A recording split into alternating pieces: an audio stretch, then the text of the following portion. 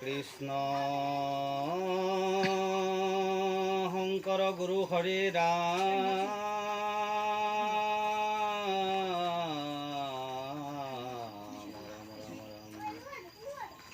হৰি ৰাম ৰাম ৰাম সকল নিগম কল্পতৰু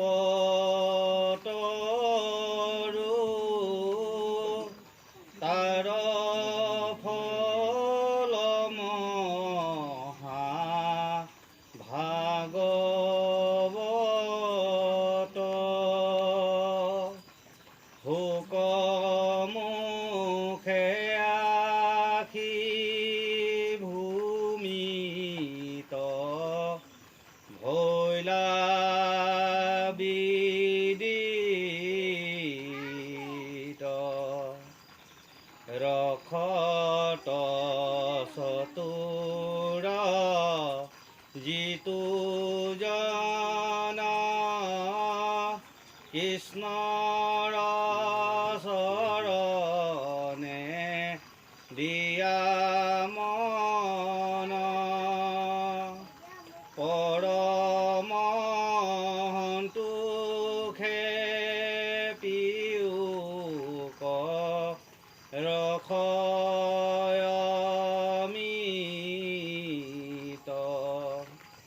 পৰম সন্তোষে পিয়ুক ৰখয়মিত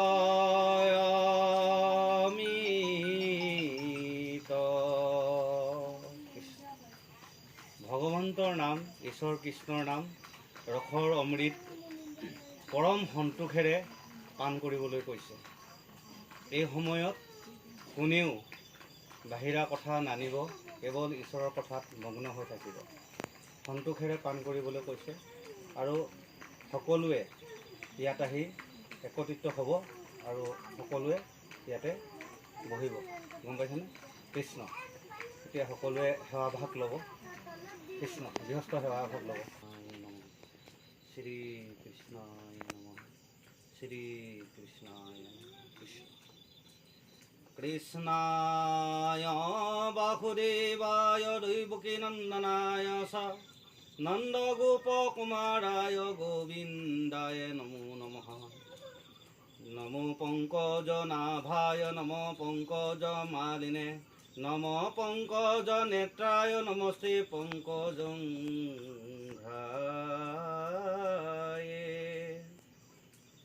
বাসুদেবহুতং কৃষ্ণং কংস সানুরমর্দনম দৈবকী হৃদয়ানন্দং কৃষ্ণং বন্দে জগদ্গুরু হরি রাম রাম রাম।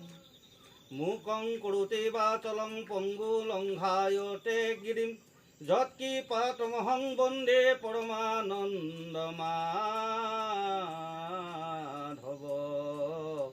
যৎকৃপাতমহং বন্দে পরমানন্দ মাধব।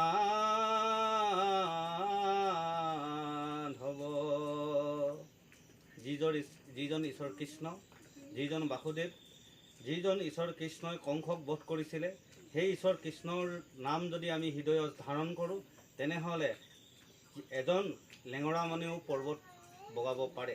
গতিকে পংগু লংঘায়তে গিৰিম, পংগুৱে পৰ্বত বগাব পাৰে যাৰ ঈশ্বৰৰ নাম ল'লে।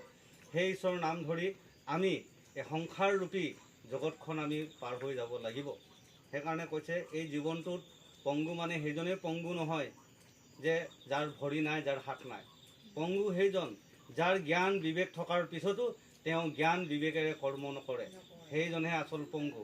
আমি জ্ঞান বিবেকেৰে সম্পূৰ্ণৰূপে যিখিনি কৰ্ম কৰি যাম, সেই কৰ্মৰে আমি সংসাৰ এই ভৱ নদীত পাৰ হ'বৰ কাৰণে যি কৰ্ম কৰিম, সেই কৰ্মৰে আমি পাৰ কৰাহে প্ৰকৃততে পংগু। এই সংসাৰৰ পংগুৰ পৰা আমি পাৰ হৈ ভৱ নদী সাগৰ পাৰ হৈ আমি কৃষ্ণত বিলীন হ'ব লাগিব। সেইকাৰণে কৈছে যে এই সংসাৰৰ পৰা আমি পাৰ হ'বৰ কাৰণে যে পংগুৱেও পৰ্বত লংঘিব পাৰিছে, যে লেঙেৰা মানুহেও এই সংসাৰ জগত তৰিছে, পৰ্বত পাৰ হ'ব পাৰিছে। তাৰমানে সংসাৰৰূপী পৰ্বতখন আমি পাৰ হ'ব পাৰিম, নহ'লে আমি সংসাৰৰূপী পৰ্বতৰ পৰা পাৰ হ'ব নোৱাৰিম। কৃষ্ণ।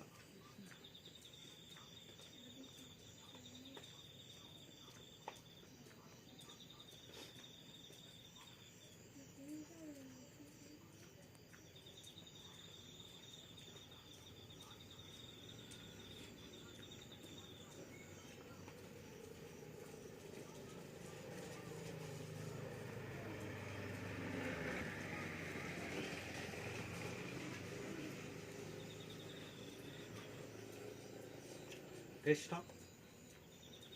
যোৱাকালি আমি ভগৱন্ত কৃষ্ণৰ যি বৈকুণ্ঠ পৰায়ণ দ্বিতীয় কীৰ্তনলৈকে আমি পাইছিলোঁ। কৃষ্ণই কেনেকৈ যদুকুলক ধ্বংস কৰিছিল আৰু যদুকুলক এফালৰ পৰা বধ কৰি গৈছিল। ঠিক তেনেকৈ যদু, যদ আৰু দু, গম পাইছেনে? সেইকাৰণে কৈছে যাদৱ বংশটো ধ্বংস কৰিছে। যাদ আৰু দৱ, গম পাইছেনে? দুটা বস্তু লগ হৈ এই যাদৱ বংশ হৈছে। গতিকে আমাৰ ইয়াতো জীৱ আত্মা আৰু পৰমাত্মা লগ হৈহে আমাৰ এই শৰীৰৰূপী দেহাটো সৃষ্টি হৈছে, গম পাইছেনে? সেইকাৰণে আমাৰ এই শৰীৰৰূপী অংশ, প্ৰতিটো অংশ শেষ কৰি দিব ভগৱন্তই। আজি আমি অহংকাৰ কৰি ঘূৰি ফুৰিছোঁ, হয়, নোখোৱা বস্তু খাই ঘূৰি ফুৰিছোঁ, কিন্তু যি জিভাৰে আমি নোখোৱা বস্তু খাই ঘূৰি ফুৰিছোঁ, সেই জিভা আমি হিলাব নোৱাৰা হ'ম। যি চকুৰে আমি নোচোৱা বস্তু চাই ফুৰিছোঁ, সেই চকুৰে এদিন আমি মনিব নোৱাৰা হ'ম। যি কাণেৰে আমি নুশুনা কথা শুনিবলৈ গৈ আছোঁ, সেই কাণেৰে আমি নুশুনা হৈ যাম। শ্ৰৱণ শক্তি কমি যাব। সকলো ভগৱন্তই এদিন আমাৰ শৰীৰৰ অংশবিলাক ধ্বংস কৰি লৈ যাব। সেইকাৰণে এই শৰীৰৰূপী যদুবংশ সমংখে ধ্বংস কৰিছে ভগৱন্তই। আমাৰ যেনেকৈ শৰীৰটো ধ্বংস হয়, ঠিক তেনেকৈ কৃষ্ণই বৈকুণ্ঠ পৰায়ণ কৰাৰ আগত যদুবংশটো ধ্বংস কৰি থৈ গৈছে। আৰু এই যদুবংশ ধ্বংস কৰাৰ মূল কাৰণেই হৈছে আমাৰ চাম। আৰু চাম আছিল, কালি কোৱাই হৈছিল, জাবৱন্তীৰ পুত্ৰ। কৃষ্ণৰ দ্বিতীয়গৰাকী পত্নী জাবৱন্তী, সেই জাবৱন্তীৰ পুত্ৰৰ নাম আছিল চাম।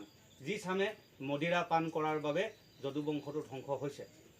আমি সেইকাৰণে কৈছে কি, মদিৰা বোলা বস্তুটো এনে এটা সাধাৰণ বস্তু চাবলৈ গ'লে, কিন্তু সেই বস্তুটোৱে ইমান বিশাল এখন ৰাজ্য, এখন দেশ ধ্বংস কৰি পেলালে। এজন ৰজাৰ বংশ ধ্বংস কৰি দিলে। গতিকে আমি ভাবিব লাগিব, এনে এটা ৰাগিয়াল বস্তু আমি সেৱন কৰাৰ পৰা সদায় আঁতৰি থাকিব লাগিব, যাৰ বাবে আমাৰ জীৱন, এই মনুষ্যৰূপী দেহাৰ কুল আমাৰ নষ্ট কৰি পেলাব। সেইকাৰণে আমি সদায় সাৱধানেৰে আমি কৰ্মবিলাক চলাব লাগিব। এতিয়া আমি সাধাৰণ বুলি ভাবোঁ। কিছুমান লোকে কয় এপেক এপেককৈ মদ খালে শৰীৰটোৰ কাৰণে ভাল। আমাক ভাগৱতে, আমাক শাস্ত্ৰই কি কয় যে মদত কোন আছে? কলি আছে। কলি ক'ত আছে? মদত আছে। গতিকে ই আমাৰ কাৰণে যোগ্য নহয়।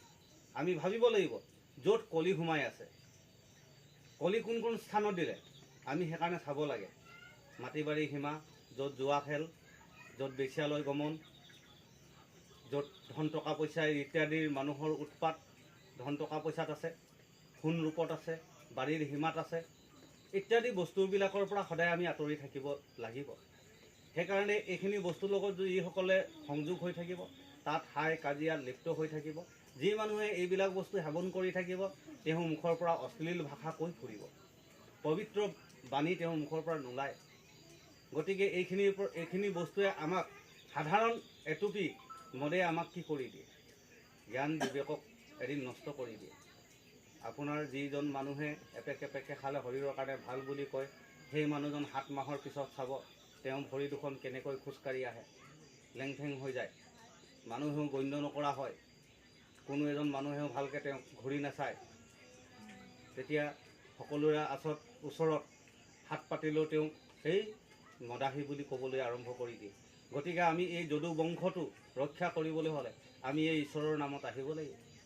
আমি এই সংসাৰখনত প্ৰতিবাৰে পৰীক্ষা দিব লাগিব। সেইকাৰণে এই ভাগৱত শ্ৰৱণ কোনে কৰিছিল?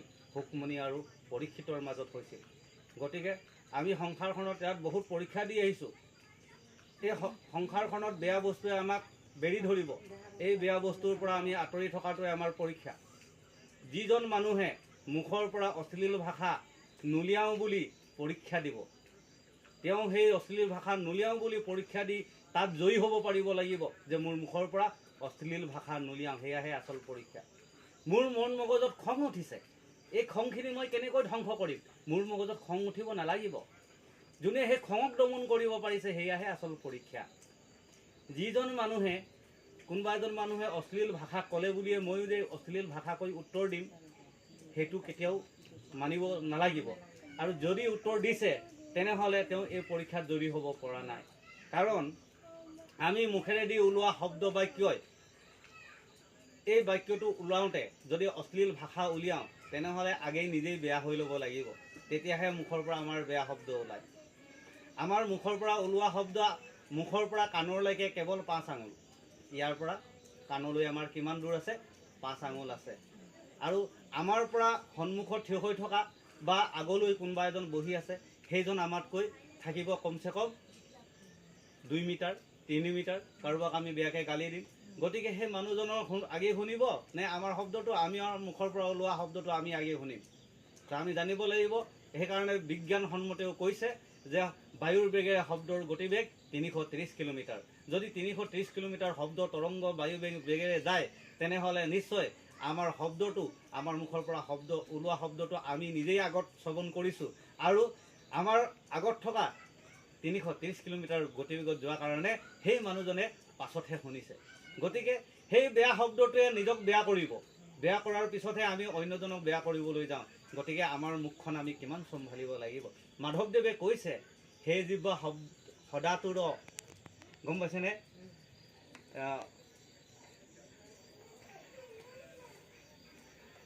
সোৱাদ, যিটো সোৱাদ লয় সেই সোৱাদৰ কথা কৈছে যে জানতই ৰসৰ অমৃত, ৰস সদাতুৰ ৰসৰ অমৃত। গতিকে মাধৱদেৱে কৈছে যে এই ৰস বোলা বস্তুটো, তৃপ্তি বোলা বস্তুটো জিভা তুমি জানা, গতিকে আনতে যি নিৰন্তৰে কৰিও কৃষ্ণপান, মানে আমি কি কৈছে কৃষ্ণৰ নাম আমাক বাস কৰিবলৈ কৈছে জিভাখনে। তো কৃষ্ণৰ নামৰ অমৃত তৃপ্তি তুমি পান কৰা কৈছে, আনতে যি নিৰন্তৰে আন আমাক তেজিব কৈছে। ভাবক কিমান ডাঙৰ কথা মাধৱদেৱে কৈ গৈছে। গতিকে আমাৰ জিভাখনৰ পৰা আমি অশ্লীল ভাষা উলিয়াব নালাগিব। একোজন মানুহ শুদ্ধ ৰূপত আহিব লাগিব, তেতিয়া আমাৰ এই কৃষ্ণ জাগিত হৈ মানুহজন বুদ্ধ হ'ব, বুদ্ধলৈ আমি গতি কৰিব পাৰিম। ইমানখিনি কথা আমাক আগবঢ়াই গ'ল। আৰু কৃষ্ণৰ বৈকুণ্ঠ পুৰাণৰ সময়ত ব্ৰহ্মা আহিছে, সমস্ত দেৱতাগণ আহিছে, দেৱতাগণে আহি কৈছে, প্ৰত্যেকজনে কৃষ্ণক কৈছে আহিব সময় হ'ল, আপুনি এই হবংশে গোটেই অসুৰবিলাক মাৰিলে, ধৰ্ম প্ৰতিষ্ঠা কৰিলে। তাত ধৰ্ম প্ৰতিষ্ঠা কৰাৰ পিছতে বুদ্ধ হৈছে। সেইকাৰণে কৃষ্ণ অৱতাৰৰ পিছত বৌদ্ধ অৱতাৰ, আৰু বৌদ্ধ মানে হ'ল জ্ঞানৰ অৱতাৰ। বৰ্তমান যিমানবিলাক আমাৰ এই সংসাৰখন বৰ্তমান যিসকল লোক জ্ঞানী লোকসকলেহে ধৰি ৰাখিছে, লক্ষ্য কৰক, বুদ্ধদেৱৰ পাছৰ পৰা যিমানখিনি লোক জন্ম হৈ আছে আমাৰ মহান মহান জ্ঞানী মহিষীসকলেহে এই সংসাৰখন ধৰি আছে বৰ্তমান। সেইকাৰণে প্ৰত্যেকজন মহিষীক বৰ্তমান সময়ত বৌদ্ধ বুলি কোৱা হৈছে। সেইকাৰণে আমাক গীতাত কৈছে, মহি কুণচাৰ কৃষ্ণক পাইবাৰ যাহাৰ প্ৰসাদে জ্ঞান, চৰ নতনতি নচাৰু কমতি ত্ৰাহি গুৰু ভগৱান। গতিকে গুৰুৱেই ভগৱান বুলি কৈছে। গতিকে এই সংসাৰত আমি গুৰুজনহে, যিজন গুৰুৱে আমাৰ মন মগজৰ পৰা মস্তিষ্কৰ পৰা ক্লমসৰূপী ভাৱবিলাক আঁতৰাই হৃদয়ত বন্তিগছ জ্বলাই দিব। আমি যেনেকৈ বাহিৰত আজি বন্তি জ্বলালোঁ, ঠিক তেনেকৈ আমাৰ হৃদয়ৰ মণিকূটত আমি বন্তি জ্বলাব লাগিব। সদায় দিন আমি এই বন্তিগছ সদায় যদি জ্বলাই ৰাখোঁ তেনেহ'লে আমাৰ হৃদয়ত ভগৱন্তৰ আৱিৰ্ভাৱ হ'ব। এই বন্তিগছ কোনে জ্বলাব? গুৰুৱে জ্বলাব। গতিকে আমাৰ সৎগুৰুৰ সদায় প্ৰয়োজন। আমি সৎ নীতিত থাকিব লাগিব, শুদ্ধ নীতিত থাকিব লাগিব। আমাৰ যিখিনি উঠি অহা প্ৰজন্ম তেওঁলোক সৎ হ'ব লাগিব। গতিকে সৎ হ'বলৈ হ'লে আমি সৎ বস্তু আহাৰ সদায় নিবাৰণ কৰি চলিব লাগিব। আহাৰ আমাৰ কৈছে নহয়, সৎগুণ, ৰজগুণ, তমগুণ, 3 গুণৰ আহাৰৰ ভিত্তিত আমাৰ জীৱ এই শৰীৰটো চলন কৰে। গতিকে আমি আহাৰ সদায় নিবাৰণ কৰি চলাটো আটাইতকৈ ডাঙৰ কথা, সত ৰজ তম। গতিকে আমি মানে সৎগুণী আহাৰ সেৱন কৰিব লাগিব। এতিয়া সৎগুণী আহাৰ আমাৰ কি? সংসাৰত 4 প্ৰকাৰ জীৱ আছে। এই 4 প্ৰকাৰ জীৱৰ পৰা 1 প্ৰকাৰ জীৱহে সৎগুণৰ আহাৰ দিয়ে, বাকীকেইটা আহাৰ সদায় তমগুণ হয়। গম পাইছেনে? আমি মৎস্য যদিও খাওঁ, মাছতো তমগুণ আছে, ৰজগুণ আছে, কাৰণ সি জীৱৰ এটা শৰীৰ হয়। আমি যদি ছাগলী খাওঁ তেনেহ'লে সিও এটা জীৱ, সিও ৰজগুণৰ বাহ। আৰু কোৱাও হয় কংস মাংস ধ্বংস। গতিকে কংসৰূপী হৈছে আমাৰ খং। এই খংটো আমাৰ মাংসৰ পৰাই জাগিত হ'ব। যদি অধিক ৰূপে আমি সেৱন কৰোঁ তেতিয়া আমাৰ জীৱনটো ধ্বংস হ'ব। গম পাইছেনে? যে আকৌ ভ্ৰমণ সেইটো ক'লে, গজন ক'লে, তাৰপিছত আহিল উৰণ মানে পশু পক্ষী, যে ওপৰত উৰি থকা চৰাই চিৰিকটি। এই উৰি থকা চৰাই চিৰিকটিকো যদি মাৰি খায় তেনেহ'লেও জানিব, পোক পতংগ যদি খায় তেনেহ'লেও তেওঁ সৰ্প ব্যাঘ্ৰৰ দৰে হ'ব। এটা সৰ্প কিমান খং, এটা সাপৰ বিষাক্ত কিয় বিষ, কিয় তেওঁ খং? কাৰণ তেওঁ পোক পতংগ খায়। আমি যদি পোক পতংগ ইত্যাদিবিলাক যদি সেৱন কৰোঁ, আমি যদি পশু পক্ষী সেৱন কৰোঁ, তেনেহ'লে আমাৰ মন মগজৰ সদায় সন্মুখত খঙে বিৰাজ কৰি থাকিব। সেয়েহে আমাক কি কৈছে যে এই চাৰি প্ৰকাৰ উৰণ বুৰণ গজন ভ্ৰমণ, এই চাৰি প্ৰকাৰ জীৱৰ ভিতৰত আমাক গজন আহাৰ সেৱন কৰিবলৈ কৈছে। সেয়েহে আমি কি সেৱন কৰিব লাগিব? সাত্বিক আহাৰ আমি গজনৰ পৰাহে পাওঁ। গতিকে আমি তিনি গুণৰ ভিতৰত আমি সাত্বিক আহাৰ সেৱন কৰিবলৈ হ'লে উদ্ভিদ সেৱন কৰিব পাৰোঁ। গম পাইছেনে? ইয়াত আমাৰ অপৰাধ নাথাকে বুলিও আমাক শাস্ত্ৰ ভাগৱতে কৈ যায়। সেয়েহে আমি সদায় পবিত্ৰ আহাৰ সেৱন কৰি নিজক সঞ্চালন কৰাব লাগিব। আহাৰে আমাৰ জীৱন চলায়। গতিকে আমি আহাৰ যি খাম আমাৰ গতিও সেই হ'ব। যে কি নহওক, আজি আমি তৃতীয় কীৰ্তন, ভগৱন্তৰ এই তৃতীয় কীৰ্তনতনো আমাক কি কৈছে সুন্দৰকৈ আগবাঢ়ো। কৃষ্ণ এই ৰাম পৰমানন্দ ৰাম জানো চাৰু মোক হৰি জুনু তেজি যাহা মোক পৰমানন্দ ৰাম জুনু চাৰু মোক হৰি জুনু তেজি যাহা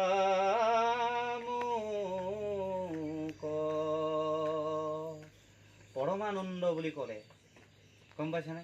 ভগৱন্তৰ নাম সদানন্দ, দেৱানন্দ, পৰমানন্দ, সদায় আনন্দ।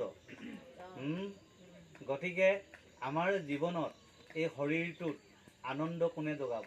কৃষ্ণৰ নাম। গতিকে আমি বেয়া কৰ্মৰ পৰা আঁতৰি গৈ কৃষ্ণ নামত দৃঢ়তাৰে যিজন মানুহে সোমাই পৰিব তেওঁ গম পাব কিমান আনন্দ আছে। কিন্তু সংসাৰৰ বাকী বেমেজালত সোমাক আপোনাৰ জীৱনত টেনশ্যন আহি থাকিব। গম পালেনে?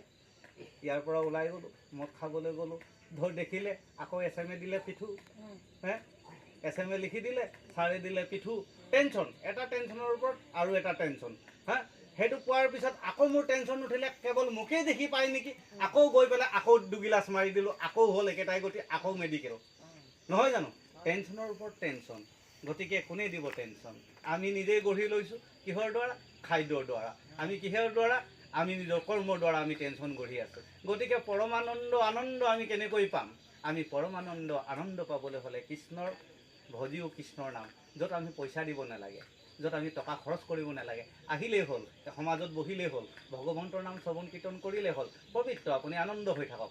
আপোনাৰ বাটেদি গ'লেও কোনোবাই দেখিলে, অ' বাপ কৃষ্ণ, ইমান ধুনীয়া শব্দ, নহয় জানো? একবাৰ কৃষ্ণ কৈ চাওক। আপুনি যদি বাটত গৈ আছে, প্ৰত্যেকজনে দেখাৰ লগে লগে কৃষ্ণ প্ৰভু, ভাবক কিমান ধুনীয়া শব্দ আপুনি লৈ আছে, তাতে আপুনি আনন্দ হৈ আছে, কাৰো বেয়া কথা শুনিবলৈ নাই। কোনোবাই বেয়া কথা পাতিছে, এতিয়া অলপ আগত কৈ গ'লোঁ, বেয়া কথা যাৰ মুখেদি ওলাইছে তেওঁহে কৈছে, মইতো কোৱা নাই। সেইকাৰণে তেওঁ নলয়, গাই থাকক, গোৱাজনে গালি দিয়াজনে গালি থাকক, কাৰণ তেওঁ লৈ আছে, আমি লোৱা নাই। এই কথাষাৰ আঙ্গুলি মানে এদিন যেতিয়া গৈ আছিলে বাটেদি, তেতিয়া বুদ্ধদেৱক কৈছিলে, বেয়াকৈ গালি দিছে, বুদ্ধ। তেওঁ বুদ্ধদেৱে কৈছে, মই স্থিৰ, তইহে অস্থিৰ। বেয়াকৈ গালি দিছে, বুদ্ধদেৱে কৈছে, ইয়াৰ গালি মোৰ নহয় নহয়, তই নিজেও তোৰ মুখৰ পৰা ওলাইছে, তইহে লৈ আছ। তেতিয়াৰ পৰা আঙ্গুলি মানে বুদ্ধদেৱৰ চৰণত সেৱা লৈছে আৰু ভক্তি লৈছে, আৰু আঙ্গুলিমান এজন ভিক্ষুক হৈছে। তেওঁ সেই দস্যুৰ পৰা তেওঁ কি হৈ গ'ল? এজন ধুনীয়া ভিক্ষুক হৈছে।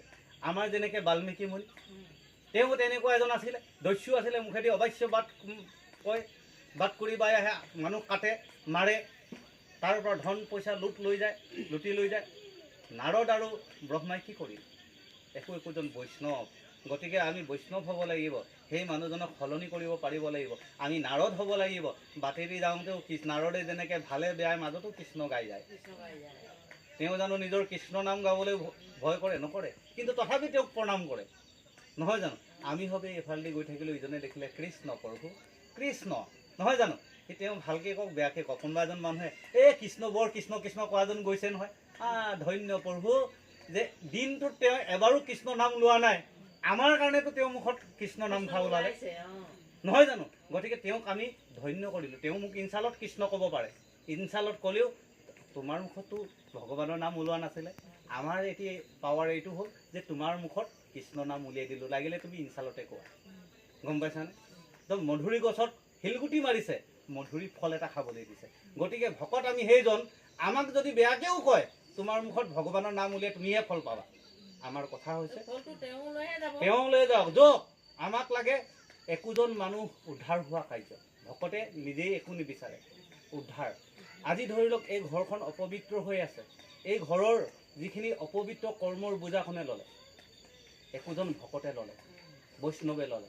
কিন্তু এই যে ঘৰৰ যিখিনি মানে কিবা এটা বেমেজালি হওক, সেই বোজা কোনে লয়? ভকতে লয়। কিন্তু সেইটো কথা কোনো লক্ষ্য নকৰে যে এজন ভকতে গোটেই বোজা লয়। গতিকে বৈষ্ণৱে বোজা লৈ আছে। মহাদেৱ শিৱৰ মূৰত সেই জটাটো তাকে বুজাইছে।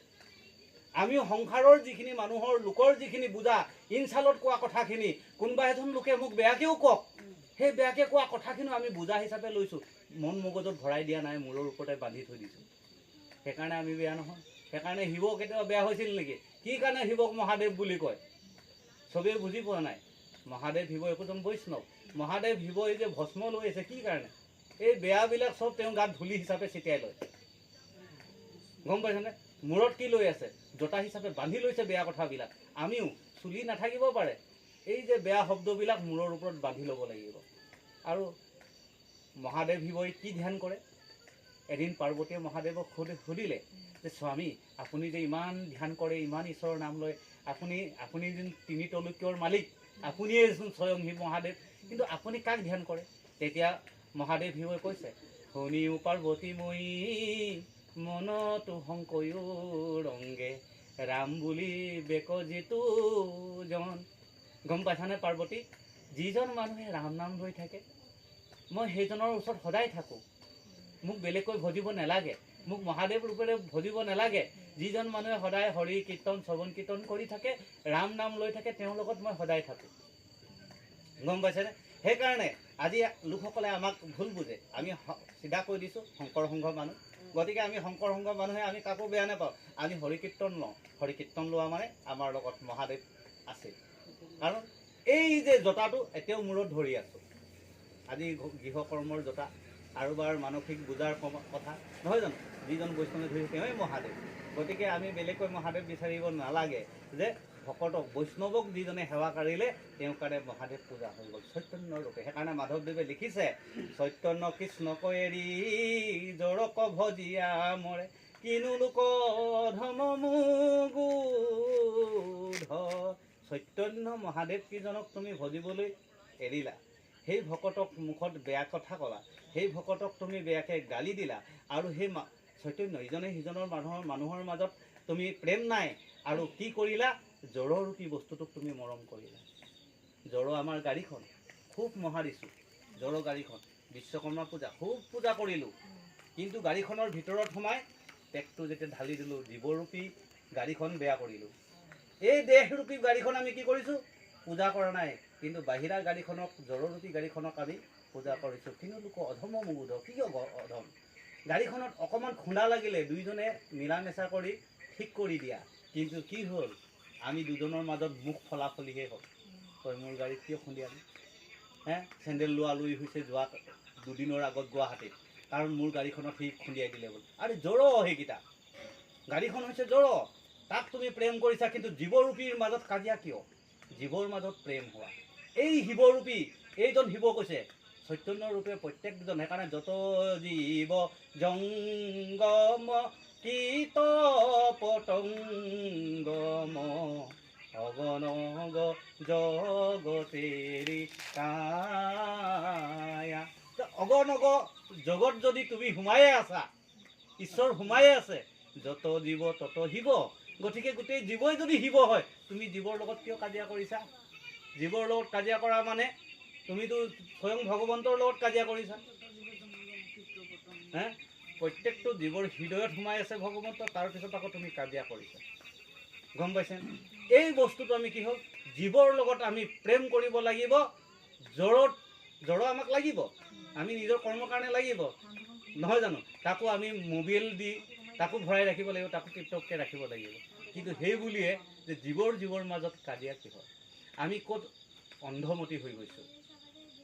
এই জীৱৰ মাজত যি প্ৰেম হ'ব, সেয়াই শিৱ পূজা হ'ব, আৰু বেলেগকৈ আমি নকৰিলেও হ'ব। গম পাইছেনে? ইমান সুন্দৰকৈ কৈছে। এতিয়া ভগৱন্ত যেতিয়া আমাৰ হৃদয়ৰ পৰা ওলাই যাব বিচাৰিছে, তেতিয়া সকলোৱে কৈছে নাযাবা নাযাবা। ভগৱন্ত যেতিয়া যাবৰ সময় হৈছে, সকলোৱে কান্দিছে। যেতিয়া মানুহজন মৃত্যুৰ সময় আহি যায়, তেতিয়া সকলোৱে ধৰে তেওঁক, আপুনি মানে যেনেকৈ হ'লেও আমি মেডিকেল নিবলৈ আমি আগবাঢ়ি যাওঁ। গম পাইছেনে? কিন্তু জীয়াই থকা সময়ত সেই মানুহজনক চু চা ঢেৰ কৈ ফুৰোঁ, নহয় জানো? বোৱাৰীয়েকে শহুৱেকক পানী টোপা দিবৰ কাৰণে সময় নহয়। আজি সমাজখন কেনেকুৱা হৈছে ভাবিলে আচৰিত লাগে। সেই বোৱাৰীয়েকৰ হাতৰ পানী টোপা শহুৱেকক দিবৰ কাৰণে মানে ব্যাকুল হৈ যায়। কেনেকুৱা এটা দিন আহি গৈছে। সেই পুতেকে বাপেক ঘৰত থাকিলে পুতেকে ভুংকৈ সোমাই ইফালে ওলাই যোৱা হ'ল। বাপেকৰ লগত সমানে আহাৰ মুঠি গ্ৰহণ নকৰে। যি বাপেকে কৈছিল সৰুতে, পিতাই আহা একেলগে খোৱা, ভাতমুঠি খোৱা, সেই বাপেকৰ সন্মুখত আজি থিয় হ'ব নোৱাৰা হ'ল। কিয় নোৱাৰে? আজি আমাৰ যুৱ প্ৰজন্ম ক'ত গুচি গৈছে ভাবকচোন। মুখত এষাৰ অমৃত বাণী নাইকিয়া হৈ গৈছে। কিয় নাইকিয়া হৈ গৈছে? আমি বাহিৰা বস্তু, এতিয়া যোৱাকালিয়ে আমাৰ যেতিয়া আলোচনা হৈছিল তেতিয়াই ওলাইছিল যে বাহিৰৰ কোম্পানীবিলাকক আমি ৱাইন কিনি আনিছোঁ, সেই ৱাইনক আমি পইচাটো কাক দিছোঁ? বাহিৰা কোম্পানীক দিছোঁ। আমি নিজৰ ঘৰত সেই পইচাটো আমি গ্ৰহণ কৰা নাই। নিজৰ ঘৰৰ মানুহক এযোৰ কাপোৰ আনি দিয়া নাই। যদি আমি 20 টকাকৈ থওঁ, তেনেহ'লে আমাৰ কি হয়? বছৰেকত 7,200 টকা হয়। 7,200 টকাৰে আমি ঘৰখনত বিহুৰ কিবা এটা বস্তু আনি দিব পাৰোঁ। কিন্তু আমি সেই কেপি নামত আমি 20 টকা খৰচ কৰিছোঁ। আজিতো আমাৰ 100 টকা 150 টকা পৰ্যন্ত খৰচ কৰি আছে।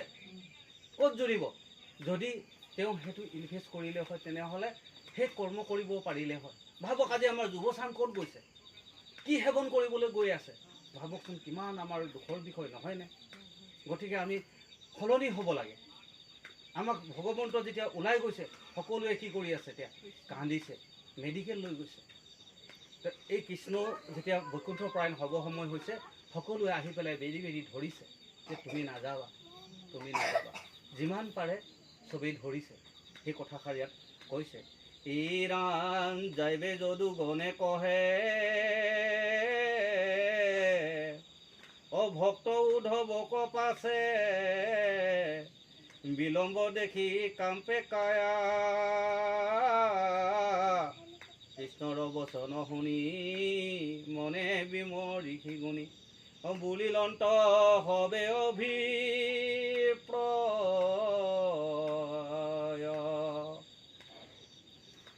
বিৰলত হৰিদাস কৃষ্ণৰ চাপিয়া পাখ,